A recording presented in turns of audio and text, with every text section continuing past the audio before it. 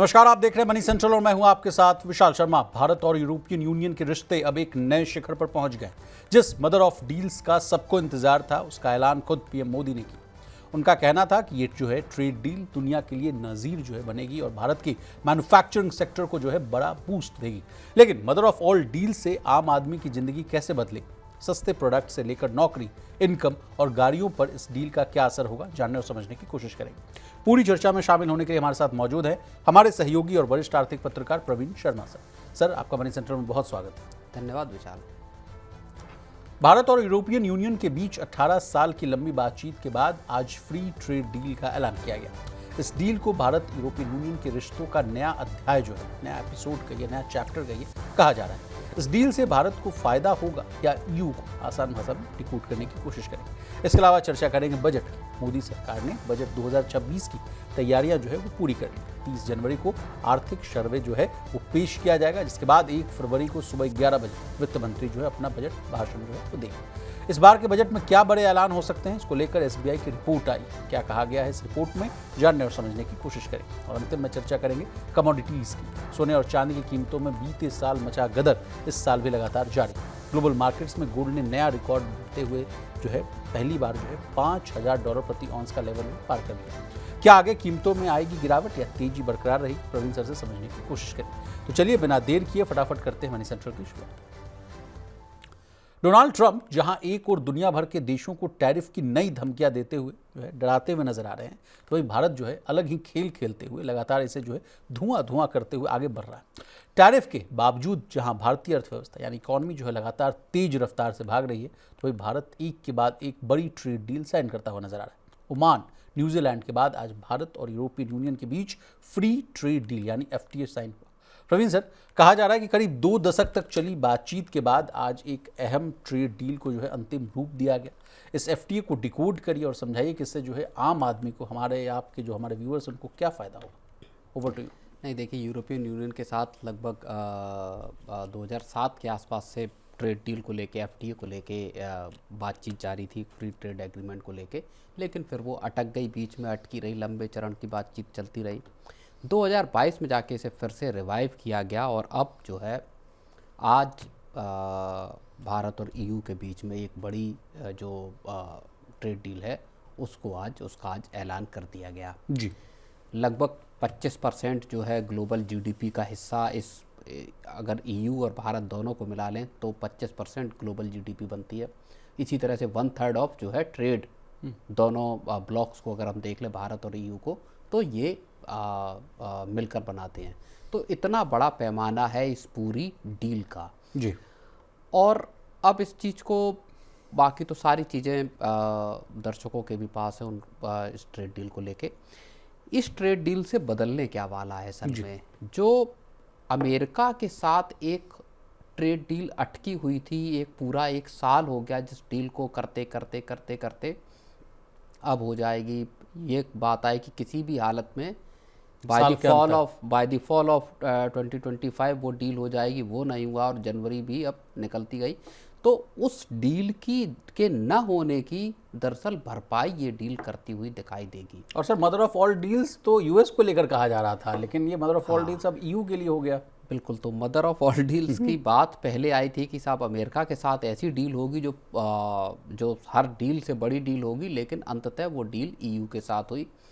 और भारत और ईयू को अगर आप कारोबारी रिश्तों के लिहाज से देखेंगे तो दोनों जो ब्लॉक है, एक तरह से भारत और ईयू, वो सबसे बड़े भारत का ईयू सबसे बड़ा ट्रेड पार्टनर है। तकरीबन 180 बिलियन जो है यूरो का सालाना ट्रेड दोनों के बीच में होता है विशाल। चलिए सर, कुछ पॉइंट्स हैं, उनको भी हम लोग डिकोड कर लेते हैं। देखिए, भारतीय निर्यात को जो है क्या फ़ायदा हो सकता है, एक्सपोर्टर्स को क्या फ़ायदा हो सकता है, ये हम बता लें। देखिए, भारत के 99% से ज़्यादा सामान जो है अब जो है यूरोपियन देशों में कम या बिना टैक्स के बिकने की बात कही जा रही है सर। कपड़ा, चमड़ा, मछली, ज्वेलरी सेक्टर में जो है $33 अरब के जो है निर्यात को जो है सीधा फ़ायदा होगा। इन सामानों पर लगने वाला जो 10% जो टैक्स है वो एफटीए लागू होते ही खत्म हो जाएगा। कार और ऑटो सेक्टर में सीमित छूट की बात कही जा रही है ताकि भारतीय कंपनियों को नुकसान न हो पाए।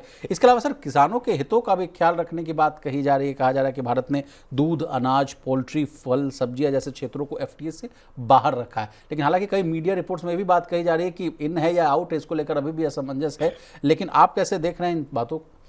नहीं, देखिए, एक तो बड़ी बात यह है कि जो एक्सपोर्टर्स, चाहे जेम्स एंड ज्वेलरी हो, लेदर इंडस्ट्री हो, टेक्सटाइल हो, इनके लिए और ख़ास तौर पे एमएसएमई जो सेक्टर था भारत का, उसके लिए एक बड़ी मुश्किल तब पैदा हो गई थी जब अमेरिका ने 25% का एडिशनल टैरिफ लगा दिया था, ओवर एंड अबव 25% टैरिफ। तो टोटल 50% का टैरिफ जब इम्पोज किया गया, उसने भारत के जो एक्सपोर्टर्स हैं उनके लिए अमेरिका के दरवाजे एक तरह से बंद कर दिए। ये एक बड़ी मुश्किल आ गई थी और ऐसे में ये ज़रूरी था कि कोई किसी एक जगह इतने बड़े कारोबार को शिफ्ट क्या किया जा सकता है। और भारत सरकार लगातार डाइवर्सिफाई करने की कोशिश कर रही थी कि ऐसे अलग अलग ठिकाने ढूंढे जाए जहां इनका वो जा सके जी। तो एक तो पहला बड़ा फ़ायदा ये होगा कि यूएस की भरपाई जो है कंपनसेट कर देगा या कर सकता है ईयू, जहां आपका टेक्सटाइल भी जा सकता है, लेदर गुड्स भी जा सकते हैं, श्रिम्प भी जा सकते हैं, मरीन प्रोडक्ट्स भी जा सकते हैं। तो एक तो बड़ी बात ये है। दूसरी बड़ी बात फार्म सेक्टर को खोलने को लेके है। देखिए, गेहूं, चावल, शुगर, चिकन मीट और बीफ, ये 4-5 चीज़ें ऐसी हैं जिनको लेके ये कहा जा रहा है कि ये इस डील से बाहर हैं। ओके। अब बीफ का इंपोर्ट भारत करता नहीं है, जो चीज़ें हम समझ पा रहे हैं और जो चीज़ें जिनको एनालिस कर सकते हैं, तो इसका मतलब है कि ईयू में जो वहाँ पे भी फार्म सेक्टर है, बीफ सेक्टर जो है वो वहाँ के किसानों के हिसाब से, तो ये वहाँ इंपोर्ट करने के जो ईयू में है, वहाँ मुझे लगता है कि इसको इस डील के फ्री ट्रेड एग्रीमेंट से बाहर रखा गया है। कन्फेक्शनरी, ब्रेड, इस तरह के जो प्रोसेस्ड फूड हैं उसकी भारत में एक तरह से फ्री ट्रेड एग्रीमेंट के तहत एंट्री हो जाएगी।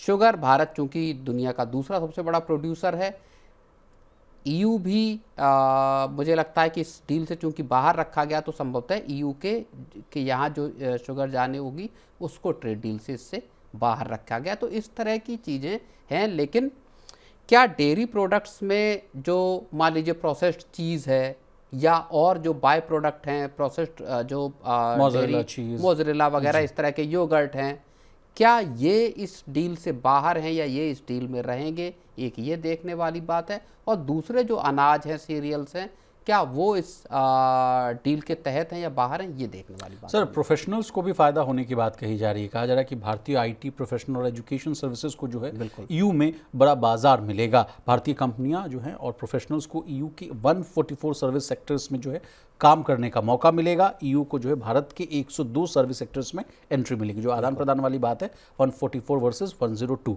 भारतीय प्रोफेशनल्स को ईयू में काम और बिजनेस के लिए जाना आसान होगा, ये भी बातें सामने आ रही है। डिजिटल पेमेंट, ऑनलाइन सर्विसेज और नई तकनीक को बढ़ावा मिलने की भी बात कही जा रही है। स्टूडेंट्स के लिए भी एक जो होराइजन यूरोप करके है, उसके तहत आप स्टूडेंट्स के लिए भी आसान होगा पब्लिक सेक्टर की जो यूनिवर्सिटीज़ हैं या वहाँ पढ़ाई करने को लेके।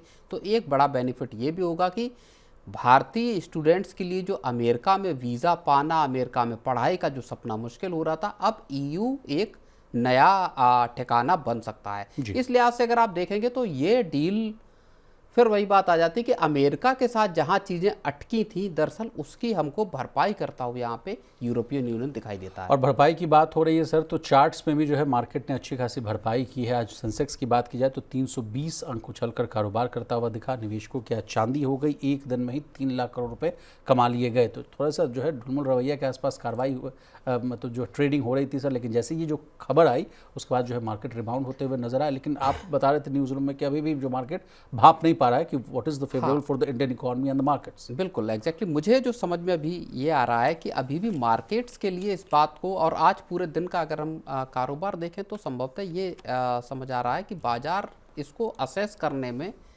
आज का पूरा टाइम लगा। मार्केट को इनिशियली गिरावट भी हमने देखी मार्केट में, और उसके बाद रिबाउंड हुआ, तो रिबाउंड होके भी सेंसेक्स 300 पॉइंट के आसपास ही चढ़ा। तो इसका मतलब कोई बहुत बड़ा जंप या एकदम बड़ी तेज जो वो आया वो दिखाई नहीं दे रहा। मार्केट इस खबर को पचाने में मुझे लगता है कि हो सकता है एक दिन का और वक्त ले, तब समझ में आए चीज़ें कि कहाँ क्या कितना भारतीय जो सेक्टर्स हैं, खासतौर पे जैसे अब ऑटो सेक्टर को लेकर लग रहा है कि मारुति को थोड़ा मुश्किल होगी या बाकी ऑटो सेक्टर की कंपनियां उनको मुश्किल होंगी। तो ये चीज़ों का असेसमेंट मुझे लगता है कि मार्केट अभी कर रहा अब ऑटो सेक्टर की आपने बात छेड़ दी है, तो 17 यूरोपियन ब्रांड की जो इंपोर्टेड गाड़ियां हैं उनको कहा जा रहा है कि वो सस्ती हो जाएंगी। अब कुछ लिस्ट है जो Audi, Skoda, Volkswagen, Porsche, BMW, Mini, Mercedes, Citroen, Jeep, Renault, Fiat, Ferrari, Volvo, Bentley, Rolls Royce और Lamborghini, Land Rover and Jaguar भी इस लिस्ट में शामिल है। सर, कहा जा रहा है कि इन गाड़ियों पर जो है पहले जो है इंपोर्ट ड्यूटी जो थी 110% लगती थी, उसको घटाकर जो है 10% के आसपास कर दिया गया। लेकिन इसमें एक जो है टर्म्स एंड कंडीशंस भी है। कहा गया है सर कि इसके लिए जो है 2.5 लाख गाड़ियों का जो है लिमिट तय किया गया है। अब ऑटो सेक्टर को कैसे देख रहे हैं सर इस खबरों के बाद, जो आप बता रहे थे कि मारुति को हैम्पर होने की बात कही जा रही है? नहीं, बिल्कुल। देखिए, $40,000 तक की जो कीमत वाली गाड़ियां हैं उनके लिए ये छूट है और उसके 2.5 लाख का सालाना का कोटा है इसमें। तो एक तो बड़ी बात ये है। दूसरी बड़ी बात ये है कि जो भारत में कारों के शौकीन है या जो भारत का ऑटो मार्केट है, उसके एक विस्तार का मौका अब यहाँ पे और दिखाई देगा। सरकार ने पिछले साल GST कटौती की थी, तो जो कार खरीदार हैं, दरअसल अच्छे दिन उनके पिछले साल के आखिर से शुरू हुए हैं और अब ये कंटिन्यू हो गए। बिल्कुल, अब ये जो एक और डील हो गई, तो इसमें आपकी जो यूरोपियन ज़्यादातर बड़ा जो मैन्युफैक्चरर हैं, दरअसल वो यूरोप के ही हैं कारों के। तो जो ब्रांड आपने बताया, चाहे फॉक्सवैगन हो, चाहे BMW हो या दूसरे, तो प्रीमियम सेगमेंट की गाड़ियां हैं, अच्छी गाड़ियां हैं, तो उन सब के लिए भारत का एक बड़ा बाजार जो है वो खुलता हुआ विशाल दिखाई देगा। चलिए सर, अब कंज्यूमर्स को फायदा ये होगा कि सस्ती गाड़ियों के होने का सिलसिला जारी है अभी। जी सर, नौकरियों के फ्रंट पर भी बात कर लेते हैं। कहा जा रहा है कि करोड़ों नई नौकरियों के जो है अवसर पैदा होते हुए दिख सकते हैं। कहा जा रहा है कि जब एक्सपोर्ट बढ़ेगा तो फैक्ट्रियों में जो है नौकरियां में बढ़ेगी, तो textiles, leather, James and jewellery जैसे बड़े सेक्टर्स में जो है मैन्युफैक्चरिंग जॉब जो हैम्पर होने की बात कही जा रही थी, इंडिया US ट्रेड डील को जो है पटरी पर लौटते हुए जो डिरेल हो गई थी सर, उस वजह से कहा गया था कि नोएडा में, गुजरात में, सूरत में लोगों को जो है नौकरियों से हाथ धोना पड़ा था, फैक्ट्रियाँ बंद हो गई थी। अब कहा जा रहा है कि 1.4 बिलियन की आबादी वाले देश को ये जो बड़ा बूस्ट मिलता हुआ नजर आएगा। कुछ ऐड करना चाहेंगे सर नौकरियों के फ्रंट पर? बिल्कुल। नौकरियों के मोर्चे पे देखिए, एक इसमें इंजीनियरिंग गुड्स का मामला है, एक ऑटो कंपोनेंट की बात है जहां 0 आपको टैरिफ लगेगा जो भारत के प्रोडक्ट जाएंगे EU में। और ये जो पूरा, अगर आप ऑटो कंपोनेंट को देख लीजिए, इंजीनियरिंग गुड्स को देख लीजिए, तो यहाँ बड़े पैमाने पर, लार्ज स्केल पर यहाँ पे जॉब क्रिएशन होता है, जॉब जनरेशन होता है जी। दूसरी बात, फिर आपका टेक्सटाइल आया। टेक्सटाइल भी लेबर इंटेंसिव सेक्टर है, लेदर इंडस्ट्री भी लेबर इंटेंसिव सेक्टर है, और फिर मरीन प्रोडक्ट्स वगैरह आप देख लेंगे, चाहे श्रिम्प हो, बाकी चीज़ें, तो ये सारे के सारे लेबर इंटेंसिव सेक्टर्स में आते हैं। ऐसे में वही बात आ जाती है कि जो झटका अमेरिका से मिला भारत को ट्रेड के मसले को लेके, वहाँ पे अब EU इसकी भरपाई करता हुआ दिखाई दे रहा है। अगले 5 से 6 महीने में ये डील फाइनलाइज हो जाएगी, मतलब कि एनफोर्स हो जाएगी, लागू हो जाएगी, और उसका असर दिखाई देने लगेगा। बड़ा मसला ये है अब यहाँ से कि सरकार को अगले 5, 7, 8 महीने के लिए क्या बजट में कुछ ऐसे प्रावधान करने पड़ेंगे जो MSMEs और दूसरी जो इंडस्ट्रीज़ हैं, इन सेक्टरों से जुड़ी हुई, उनको, एक्सपोर्टिंग जो यूनिट्स हैं, उनको तब तक के लिए एक राहत का कुछ प्रावधान बजट में हो। प्रवीण सर, आपसे न्यूज़ रूम पे भी चर्चा हो रही थी, तो आपने कहा कि विशाल, अब देखो ये जो डील हुई है, इसके बाद जो है दबाव सीधे जो है इंडिया US जो है ट्रेड डील को लेकर भी होगा। US के फ्रंट पर डील जो है करने की जो है दबाव अधिक हो सकती है। ये बात क्या था, हमारे व्यूअर्स को भी समझाइए सब। क्या आप फटाफट अब हम लोग इंडिया US ट्रेड डील को भी होते हुए देखेंगे? नहीं, देखिए, अमेरिका की ट्रेड डील्स फंसी हुई हैं, चाहे साउथ कोरिया के साथ देख लीजिए, चाहे दुनिया के तमाम दूसरे मुल्कों के साथ देख लीजिए। एक जो भारत और EU की ट्रेड डील की खासियत है, वो उस सप्लाई चेन को सुनिश्चित करने की है जो चाइना से कटी है, जो US से कटती हुई दिखाई दे रही। तो भारत और EU के बीच में एक सप्लाई चेन का जो मसला है। अमेरिका की इस वक्त चारों तरफ मुश्किलें ही एक तरह से दिखाई अमेरिका के सामने देखती हैं। चाहे आप ईरान का मसला देख लीजिए, जहाँ पे कि अटैक की सिचुएशन है या जंग के हालात हैं, भारत के लिए एक प्रेशर का ईज ऑफ होने वाला मामला है इस पूरी डील के होने से। जो भारत के सामने मुश्किल थी कि साहब आपके एक्सपोर्टिंग यूनिट्स कहाँ जाएंगी, कहाँ सामान बेचेंगी, भारत ने इस बड़ी डील को क्लिंच करके या अचीव करके एक तरह से अपना प्रेशर निकाल दिया है। वो प्रेशर भारत का ख़त्म होता हुआ दिखाई दे रहा है। अमेरिका को अब इस डील के बाद नेगोशिएटिंग टेबल पर लाने के लिए, नेगोशिएशन के लिए लेकर तैयार करने के लिए राजी होगा। अब अमेरिका को एक तरह से मैं कहूँ तो खुद अमेरिका प्रॉम्प्ट होगा कि अब हम भारत के साथ बैठ के, क्योंकि फार्म सेक्टर हो या डेयरी सेक्टर हो, इन्हीं सेक्टरों को लेके खास तौर पे मतभेद था दोनों मुल्कों के बीच में। और जब अब भारत और ईयू के बीच बड़ी डील हो गई है तो हो सकता है अमेरिका भी अब इस बात के लिए तैयार हो कि नहीं, अब जो चीज़ों पे सहमति है वहाँ पे हम चल के एक डील भारत के साथ करते हैं। चलिए सर आगे बढ़ते हैं। बजट 2026-27 से बड़ी जो है टैक्स छूट की उम्मीद तो कम है, लेकिन इसका मतलब ये नहीं है कि आम टैक्स पेयर्स के लिए जो बजट फीका होगा।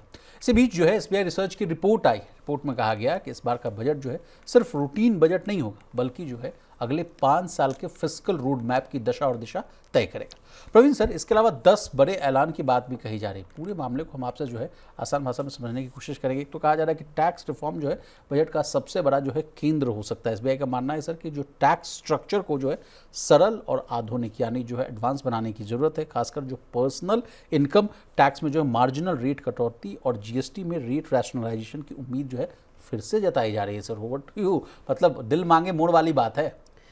नहीं, ये तमाम एक्सपर्ट इस बात को लगातार कह रहे हैं जब से बजट को लेकर सरगर्मियां और सुर्खियां आना शुरू हुई हैं कि सरकार इस बार भी टैक्स के मोर्चे पे आम लोगों को या मिडिल क्लास को एक तोहफा दे सकती है। तोहफा किस फॉर्म में हो सकता है, ऐसा नहीं है कि अब हम फिर से जीरो टैक्स वाला दायरा और लंबा करते हैं। एक तो बात आ रही है कि साहब आपको जो मैक्सिमम जो टैक्स जहाँ पे लगता है 24 लाख पे, उसको बढ़ा दिया जाए। टैक्स के स्लैब्स को बेसिकली रेशनलाइज करने की बात यहाँ पे कही जा रही। तो एक तो बड़ी चीज़ ये है कि सरकार यहाँ पे एक आम लोगों को यहाँ पे एक बड़ी राहत दे सकती है। एक और चीज़ जो सरकार जो मैं देख रहा हूँ, तमाम जो खबरें अब इस बात की भी आ रही हैं कि हो सकता है सरकार इस बजट में अपना फिस्कल कंसोलिडेशन के पाथ को थोड़ा सा साइड में इस बार रख दे। जो 4.24% का इस साल और 4.2% का नेक्स्ट ईयर का जो टारगेट है, हो सकता है उसको एक बार किनारे रख दे और पहले ग्रोथ और पहले बाकी चीज़ों पर अभी फोकस करने पर सरकार गौर कर सकती है। मतलब आपका कहना है कि ज़्यादा से ज़्यादा पैसा जो है हाईवेज बनाने में, रोड्स बनाने में, रेलवे को पैसा देने में जा सकता है। कैपिटल एक्सपेंडिचर देखिए बढ़ा सकती है सरकार। इस बात को हम पहले भी डिस्कस कर चुके हैं कि लगभग 13.5 लाख करोड़ का जो 12.5 लाख करोड़ रुपए का कैपिटल एक्सपेंडिचर सरकार कर सकती है। सोशल सेक्टर पे बड़ा स्पेंडिंग सरकार इस बार ऐलान यहाँ पे कर सकती है और इंफ्रा की आप बात बता ही रहे हैं। जी सर, सेविंग्स बढ़ाने के लिए भी कुछ बड़े बदलाव की बात कही जा रही है। एसबीआई ने सुझाव दिया कि बैंक डिपॉजिट्स के ब्याज को एलटीसीजी एसटीसीजी जैसा जो है टैक्स ट्रीटमेंट दिया जाए। टैक्स सेविंग एफडी की जो है लॉक इन अवधि जो है वो 3 साल की जाए। सेविंग्स बैंक डिपॉजिट के ब्याज पर जो है टीडीएस हटाया जाए। इन मामलों को आप क्या सुन रहे हैं सर? एक तो बात ये देखिए लगातार आ रही है कि जैसे जैसे सरकार ओल्ड टैक्स रिजीम से बाहर निकल रही है कि ठीक है अब बहुत ही कम लोग यहाँ पे रह गए, केवल नामचारे के लिए स्कीम रह गई है। नई टैक्स रिजीम में क्या इस तरह के बेनिफिट्स आम लोगों को मिलने चाहिए कि नहीं, जहाँ पे एटीसी के जो बेनिफिट मिलते थे, जिसकी छूट को बढ़ाने की बात कही जा रही है कि साहब आप अभी तक जो 1.5 लाख की बात करिए वो बहुत पुराना मामला हो गया, अब उसको 2.5 से 3 लाख रुपए तक आप कर सकते हैं। एक मसला जो बहुत प्रोमिनेंट है और क्या सरकार उसको लेकर आ सकती है इस बजट में, अगर वो आती है तो आप ये समझिए कि पुरानी टैक्स रिजीम को का बिल्कुल समाप्त होना तय हो जाएगा। वो है हाउस लोन। जिन लोगों ने होम लोन लिए हुए हैं उनको प्रिंसिपल और उनके इंटरेस्ट का पोर्शन को क्या नए टैक्स रिजीम में इंक्लूड किया जाएगा, क्या उसका फ़ायदा यहाँ दे सकती है सरकार। और इंश्योरेंस का जो एटीसी वाला जो मसला है, क्या इनको सरकार यहाँ पे इंक्लूड कर सकती है कि नहीं? जी। अब सर नई जीडीपी सीरीज से जो है बजट का जो कैलकुलेशन है वो बदल सकता है, ये बात भी सामने आ रही है। एसबीआई ने चेतावनी दी है कि नई जीडीपी सीरीज आने पर जो है फिस्कल जो मैथमेटिक्स है उसमें बदलाव हो सकता है। उसके बाद जो है नंबर जो है थोड़ा है ऊपर नीचे हो सकते हैं। राज्यों के कर्ज पर भी जो है नज़र रखी जा रही है। एसबीआई की रिपोर्ट कह रही है कि राज्यों की जो पब्लिक डेट जीडीपी के मुकाबले 28% से ऊपर है, जो एफआरबीएम की सलाह जो 20% से बहुत ज़्यादा है, तो इसको भी कंट्रोल करने की कोशिश कही जा रही है। और कई बार हम लोग मनी सेंटर में किया भी है सर रिपोर्ट कि सैलरी, पेंशन और तमाम तरह की जो ऐसी जो चीज़ें उन पर ज़्यादा खर्च हो रहा है, फ्रीबीज को लेकर जो है ज़्यादा खर्च हो रहा है, जिससे जो है स्टेट का जो फाइनेंशियल जो है स्टेबिलिटी है वो बिगड़ता हुआ नजर आ रहा है। इंश्योरेंस सेक्टर में बड़े सुधार की बात कही जा रही है। लाइफ इंश्योरेंस पेनिट्रेशन जो है 4% से जो गिरकर 3.7 हो गई, इसको बढ़ाने की बात कही जा रही है। हेल्थ इंश्योरेंस क्लेम से जुड़ी शिकायतें जो है 69% बढ़ी हैं। इनको कहा जा रहा है कि इनको देखिए, दुरुस्त कीजिए, क्या कि लोग जो है इससे बड़े परेशान होते हुए नजर आ रहे हैं। सरकार एटीडी जैसी राहतें जो है नए टैक्स रिजीम में जोड़ने पर विचार कर सकती है, जैसा कि प्रवीण सर ने बात बताई। एक लास्ट पॉइंट है सर, पेंशन रिफॉर्म्स को लेकर बात कही जा रही है कि यूपीएस और एनपीएस पर बड़ा जो है फोकस दिया जा रहा है। कहा जा रहा है कि यूपीएस का जो कवरेज है वो बहुत कम है। 30 लाख के आसपास का जो डेटा था उसमें out of 30 lakh only 1.22 lakh कर्मचारी जो है यूपीएस को ऑप्ट करते हुए दिख रहे हैं। और तमाम पेंशन फंड्स को लेकर या सोशल सिक्योरिटी नेट को देखकर अगर देखा जाए तो बहुत कम आंकड़े हैं। एनपीएस वात्सल्य का एग्जाम्पल दिया गया है, कहा गया है कि मात्र जो है 1.3 लाख सब्सक्राइबर है। और मैं एक इवेंट पर भी कवर करने गया था सर, तो पीएफआरडीए के जो चेयरमैन हैं उन्होंने भी एक बातें कही कि बहुत कम लोग हैं जो प्रेरित हो रहे हैं पेंशन को लेकर। इस सोच को बदलने की ज़रूरत है। अब पेंशन रिफॉर्म्स को लेकर अगर आप कुछ कहना चाहेंगे सर। नहीं, पेंशन को लेकर सरकार हो सकता है बजट में कुछ और स्टेप उठाती हुई दिखाई दे। हो सकता है जो अनऑर्गेनाइज्ड सेक्टर के जो लोग हैं उनके लिए पेंशन को लेके कुछ स्कीम का या कोई योजना का ऐलान करे। जहाँ तक यूपीएस का सवाल है, यूपीएस में एनरोलमेंट का जो नंबर है जो बहुत मीगर, बहुत छोटा नंबर लोगों ने ज्वाइन किया। अब उसकी वजह हम सबको पता है कि क्या पिछले पूरे 1 साल में क्या गतिविधियाँ हुई। हमने तमाम दफ़े इस चीज़ को डिस्कस किया। यूपीएस का चूंकि दरवाज़ा ही अब बंद हो गया तो नए तो एनरोलमेंट उसमें हो नहीं सकते, बशर्ते कि सरकार मतलब अगर उसको खोल दे फिर से सब्सक्रिप्शन के लिए। और वो मुझे लगता है कि अब ये मुश्किल है कि सरकार इसको दोबारा से खोलेगी।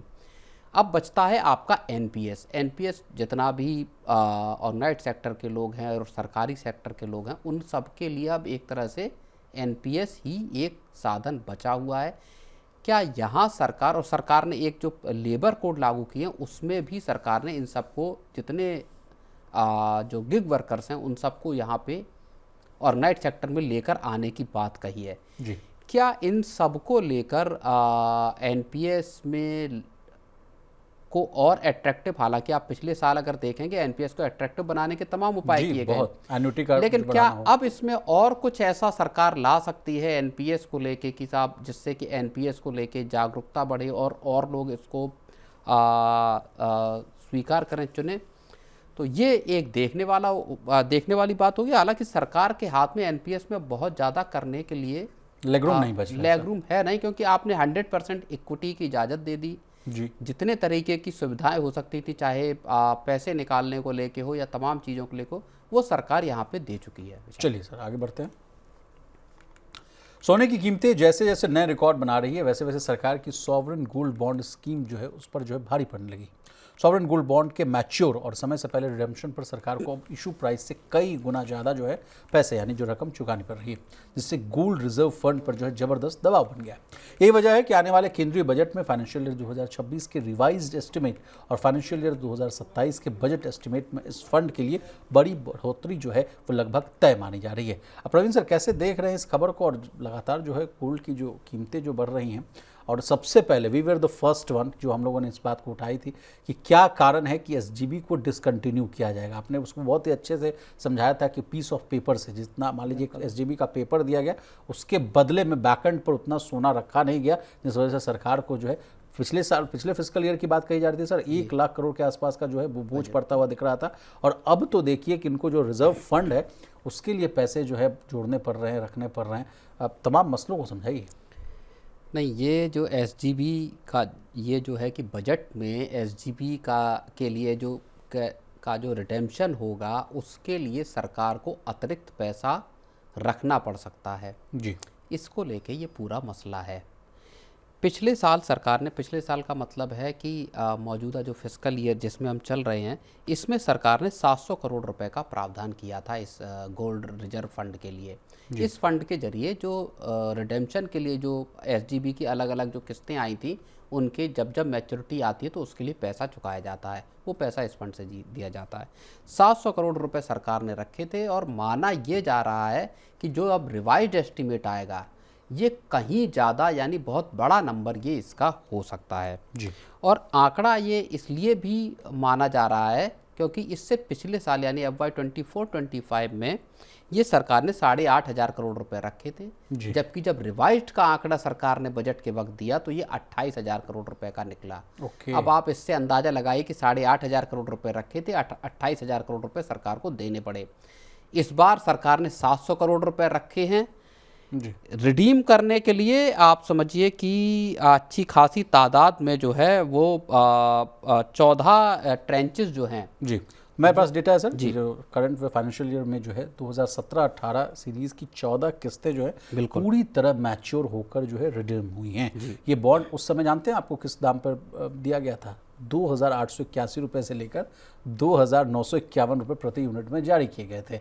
रिडम्पशन के समय सरकार को जो है इन्हें इसके बदले में देखिए 9,486 रुपये से लेकर 13,486 रुपये प्रति यूनिट के भाव पर जो है पे करना पड़ रहा है। तो इस वजह से तो जो है अब आप समझिए कि 2,951 को मान लीजिए 3,000 मान लेते हैं। 3,000 रुपए के हिसाब से एक यूनिट ली और आपने 13,500 या 13,000 भी मान लीजिए तो कितना बैठता है? 10,000 प्रति तो यूनिट। चौको 12, चार गुने से ज़्यादा आपको पे करना पड़ रहा है सरकार को पर यूनिट पर। तो और टोटल कितना है? 146 टन सोना लोगों ने खरीद डाला। यूनिट के हिसाब से अगर आप देखें इसका भारी failure है। तो 146 टन लोगों ने सोना खरीद डाला। 67 ट्रेंचेस सरकार ने इसकी उतारी थी अब तक 2015 से लेकर 2024 तक। सबसे अच्छी बात यह है सर कि मतलब अच्छे नहीं बोलनी चाहिए, बहुत दबाव वाली बात है कि आगे और भी दबाव बढ़ने की बात कही जा रही है। फाइनेंशियल 27 के आंकड़े तो और भी जो है डरावने हैं। कहा जा रहा है कि 2018-19 की 6 किस्तें जो हैं फाइनेंशियल ईयर 27 में पूरी तरह से मैच्योर होंगी। 21-22 की 10 किस्तें जो हैं वो समय से पहले रिडेम्पशन के लिए योग्य हो जाएंगी, यानी फिर एलिजिबिलिटी हो जाएगी, लोग अगर चाहे तो निकाल सकते हैं। फाइनेंशियल ईयर 19 की किस्तें का रेट बता रहा हूँ, वो जो था 2,800 के आसपास था, ये 3,114 रुपये से लेकर 3,300 जो है 26 रुपये प्रति यूनिट जारी की गई थी। फाइनेंशियल ईयर 22 की किस्तें 4,770 के आसपास से लेकर 5,109। अब उनको अगर बढ़ाकर देना पड़ जाएगा सर, तो जिस हिसाब से आपने गणित बताया कि 8,550 जो है बढ़ाकर जो है 13,000 13,500 के आसपास, तो यहाँ तो और जो है दिक्कत होगी सरकार को। हाँ बिल्कुल, दो साल में पिछले में गोल्ड के दाम डबल हुए हैं। एग्जैक्टली। तो इतना जो तेज इजाफा हुआ है, चाहे ग्लोबल आप सिनेरियो देख लीजिए, दुनिया भर की जो कहानी है या डिमांड बढ़ती हुई देख लीजिए, उसने दरअसल सरकार का पूरा जो फिस्कल मैथमेटिक्स था उसको गड़बड़ा दिया। सरकार लाई बड़े नोबल इंटेंशन के साथ थी, एक बहुत अच्छे मकसद से लाई थी कि साहब लोग जो है गोल्ड खरीदना बंद कर देंगे, इंपोर्ट कम करना पड़ेगा, इंपोर्ट हमें कम करना पड़ेगा, हमारे डॉलर बचेंगे। और 2.5% अब कहानी ये हो रहा है कि कहानी अब ये हो रही है कि सरकार का अपनी जेब से इतना सारा पैसा यहाँ इस स्कीम में जाने लगा है, जिसमें सरकार ने 2.5% का ब्याज भी ऐलान कर दिया था कि साहब 2.5% हम 50 रुपये का और छूट था सर अगर यूपीआई से खरीदते। तो 2.5% का सालाना सरकार अलग से ब्याज भी दे रही थी, और उसके ऊपर जो जब आप रिडीम कराने जा रहे हैं तो जो 3 दिन का प्राइस है उसका एवरेज प्राइस निकाल के उस प्राइस पे सरकार इसको मौजूदा सर, लेकिन चूंकि आप हमारे साथ मौजूद हैं तो आपसे समझना चाहते हैं, उस समय भी हम लोगों ने इस चीज़ को डिस्कस किया था कि पॉलिसी जो है उसको फ्रेम जब किया गया, जो सोचा गया, पॉलिसी जो मेकर्स थे, थिंक टैंकर्स लोग थे, उनकी जो है खराब रणनीति की वजह से ये चीज़ देखने पड़ रही है। आगे ऐसी गलती ना हो इसके लिए क्या what should be the dos and the don'ts जो है वो अब तो सरकार लाएगी ही डिसकंटिन्यू नहीं कर रही है। अब सरकार ने तो एक तरह से अनऑफिशियली इसको डिसकंटिन्यू कर दिया। FY 24 के बाद से कोई नया ट्रेंच जो है इसका वो लेकर सरकार नहीं आई।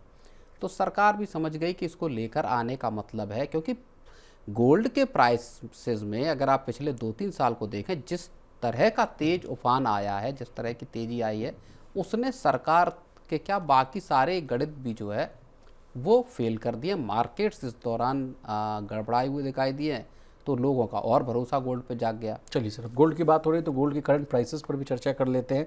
आज की बात की जाए सर तो आज भी जो है सोना 5,000 रुपये महंगा हो गया, 1.59 लाख के आसपास पहुंचता हुआ दिख रहा है। चांदी की बात की जाए तो 24,802 रुपये, बाप रे, एक दिन में सर 25,000 रुपये चांदी महंगी हुई है और 3.42 लाख रुपए प्रति किलोग्राम पर पहुंचती हुई दिख रही। मात्र 27 दिन में देखें सर तो 1.5 लाख रुपए के आसपास तक जो है वो महंगी होती हुई दिख रही है।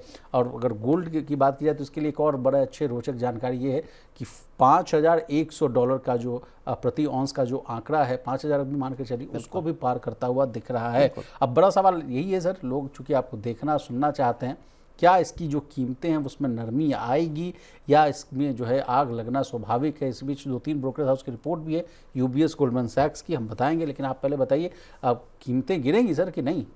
नहीं, देखिए कल जो है सोना जो है वो $5,000 को क्रॉस कर गया था इंटरनेशनल मार्केट में। आज ये फिर बढ़ा है और $5110 को क्रॉस कर गया। सिल्वर का अगर आप दाम देखिए तो सोचिए कुछ दिन पहले $70 के आसपास थी, $70-75 के आसपास थी, $117 के पार है सिल्वर। इसी साल जनवरी अभी ख़त्म नहीं हुई है और सिल्वर 50% का रिटर्न दे चुकी है। तो ये हाल है असल में कमोडिटी मार्केट का, ख़ासतौर पर अगर आप सिल्वर और गोल्ड को देख लेंगे तो दोनों में इस तरह का जो ग्लोबल जिस तरह की अनसर्टनिटी चल रही है, उसने चाहे गोल्ड हो या सिल्वर, दोनों में एक बड़ी तेज़ी ला दी है।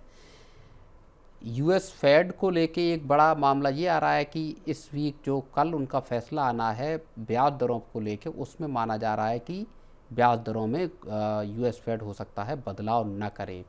ग्लोबल टेंशन बनी हुई है, ईरान पे अटैक का खतरा, और इन सब का पूरा अगर सार आप निकालेंगे तो दुनिया भर में जिस तरह जंग के हालात और अनिश्चितता है, उसने सोने को जो है एक सेफ हेवन के तौर पे इन्वेस्टमेंट के वो मजबूत किया, और इस वजह से डिमांड आपकी जो है और कीमतें दोनों के दोनों जो है वो बढ़ रही है। जी, अब मैं पीसीआर से अनुरोध करूंगा कि कुछ जो टारगेट्स हैं गोल्ड को लेकर वो प्लीज़ हमारे स्क्रीन पर चलाइए। उस बीच सर देखिए जिस तरह से 2026 में कैसे रहेगा गोल्ड का बोलबाला।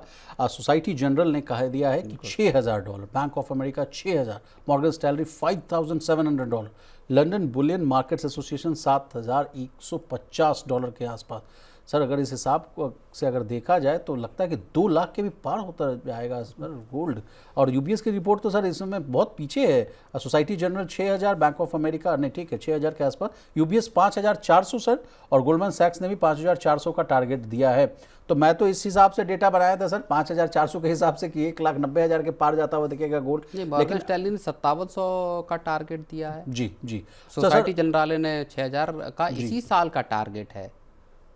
तो सर इस साल ही मतलब क्या 2 लाख के 2.5 लाख के पार चले जाएंगे क्या? अब देखिए 2 लाख पहुंचेगा कि 2.5 लाख पहुंचेगा ये तो प्राइस को लेके नहीं कह सकता, लेकिन हाँ ये है कि गोल्ड को लेके अगर दुनिया भर में अनसर्टनिटीज ऐसे बनी रहेंगी तो गोल्ड को लेके एक जो बुलिश ट्रेंड है वो हमको दिखाई देता रह सकता है। जी, एंड व्हाट अबाउट चांदी? सर चांदी पर भी 1-2 लाइन बोल दीजिए। चांदी में तो इसमें तो रेस लगा हुआ है, कौन पहले जाएगा? चांदी को लेके खतरा ये लगता है कि चांदी में जो एक्सपर्ट बार बार कहते हैं वो ये कहते हैं कि चांदी में वॉलेटिलिटी ज़्यादा है गोल्ड के मुकाबले, और इसीलिए जब चांदी बहुत ऊपर चली जाती है तो माना ये भी जाता है कि चांदी उसी रफ्तार से क्रैश भी होती है। अभी इंडस्ट्रियल डिमांड है, तमाम तरह की चीज़ें दिखाई दे रही। क्या ये जो पुराने ट्रेंड है कि जब ऊपर तेज़ चलती है उसके बाद क्रैश होती है, क्या ये सारे ट्रेंड इस बार फेल करेगी चांदी? ये विशाल देखने वाली बात होगी। चलिए सर आपका बहुत शुक्रिया, आपने कीमती समय निकाला, तमाम विषय को बहुत ही आसान भाषा में विस्तार से समझाने की कोशिश की। तो आज के बड़ी सेंटर में बस इतना ही। इसी तरह देश, दुनिया और बिजनेस जगत से जुड़ी तमाम ताज़ा तरीन खबरों के लिए बने रहिए हमारे साथ और देखते रहिए मनी 9।